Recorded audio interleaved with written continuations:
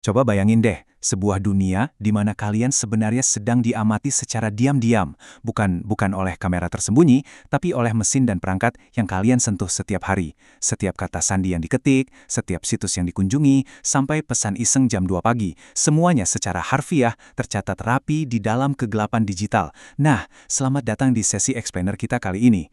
Hari ini, kita bakal menyingkap tabir investigasi kejahatan cyber. Kita akan lihat persis gimana sih para detektif modern mengekstrak kebenaran dari tumpukan kode yang rumit dan merekonstruksi sebuah kejahatan dari nol.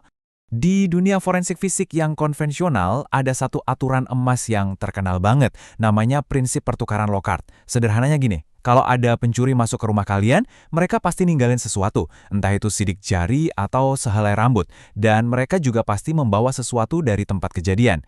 Nah, yang luar biasa adalah prinsip klasik ini ternyata berlaku persis di dunia digital kita. Jadi, ini memunculkan satu pertanyaan yang mungkin bikin kita agak merinding ya. Apakah setiap klik yang kita lakukan itu benar-benar ninggalin jejak? Jawabannya absolut iya. Dalam dunia modern yang serba terhubung ini, nggak ada satu orang pun yang benar-benar bisa menghilang. Bahkan ya, ketika kalian mencoba menghapus riwayat browsing, tindakan menghapus itu sendiri malah menciptakan artefak digital baru yang bisa banget dilacak sama penyelidik. Ini membawa kita ke bagian pertama. Jejak digital itu ada di mana-mana. Biar lebih paham gimana jejak ini dilacak, kita samain persepsi dulu ya tentang apa itu forensik digital.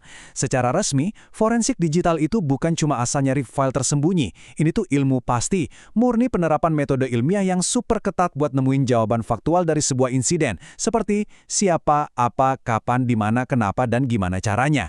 Tujuan utamanya cuma satu, menemukan fakta kuat yang sah di mata hukum. Oke, mari kita bedah ini lebih dalam. Konsep forensik digital ini bisa dibagi jadi dua ide yang menarik banget, arkeologi digital dan geologi digital. Bayangin kalian lagi mengotak-atik sebuah hard drive, geologi digital itu berurusan sama pemahaman tentang gimana komputer itu sendiri beroperasi secara alami, gimana dia nyimpan, mindahin, atau menimpa data. Itu proses alaminya.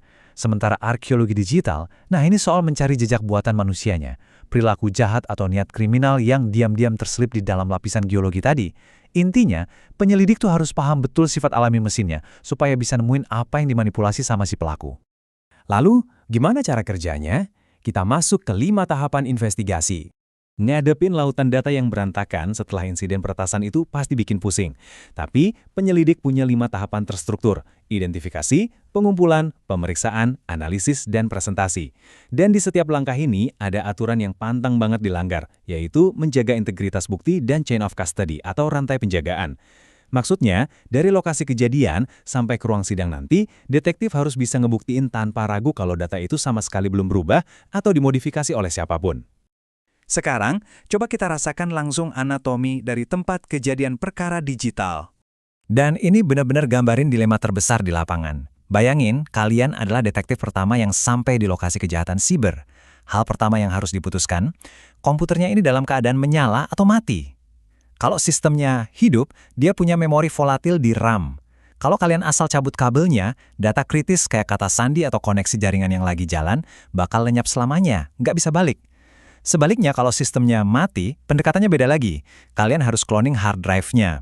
Jadi, keputusan dalam hitungan detik di awal ini sangat menentukan nasib penyelidikan. Terus, di mana aja sih para kriminal ini bisa ninggalin jejak? Daftarnya panjang banget. Barang bukti nggak cuma ngumpet di laptop.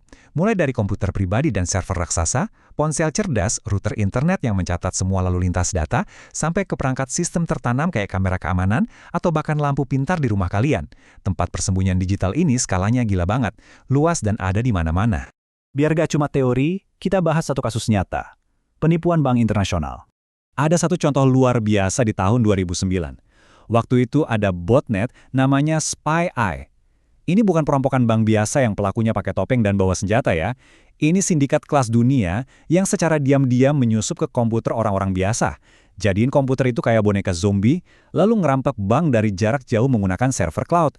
Bener-bener mimpi buruk yang rumit banget buat polisi.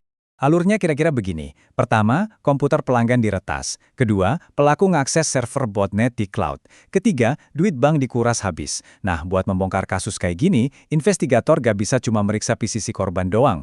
Mereka harus bisa tarik data dari PC lokal, lalu muter otak gimana caranya nembus server cloud rahasia itu, yang lokasinya mungkin ada di benua lain dengan aturan hukum yang beda banget. tantangan antar negara tadi membawa kita ke topik selanjutnya, melacak bayangan di internet. Ini nih ujian pamungkasnya. Gimana coba caranya melacak semacam hantu digital? Pelaku yang menyembunyikan identitas aslinya, rajin ngehapus log, dan beroperasi dari ujung dunia. Di titik ini, forensik internet mengambil alih, dan penyelidik harus masuk ke arena yang sama sekali di luar kendali mereka. Para detektif siber ini ngelacak apa yang sering disebut jejak roti atau breadcrumbs. Kenapa? Karena setiap kali protokol jaringan memindahkan data, proses itu pasti tanpa disengaja meninggalkan rekam jejak. Mulai dari alamat IP, riwayat pencarian DNS, log dari server DHCP, sampai nilai time to life dari paket data saat mereka lompat-lompat antar router. Persis kayak ngikutin jejak sepatu di atas salju tebal. Cepat atau lambat, jejak itu bakal menceritakan rute pelarian si pelaku. Jadi poin pentingnya adalah, begitu tersangka ketemu, penyelidik harus tahu persis senjata atau aplikasi apa yang lagi nyala di server tersangka. Disinilah teknik port scanning beraksi. Ibaratnya ini tuh kayak mengetuk ratusan pintu secara bersamaan dan mencatat siapa yang respons dari dalam. Jadi penyelidik tahu pasti perangkat lunak apa yang lagi jalan di balik alamat IP target. Tapi ya, penjahat siber juga nggak bodoh. Mereka sengaja bikin labirin digital. Mereka pakai teknologi seperti net, di mana satu IP publik bisa dipakai ribuan orang sekaligus.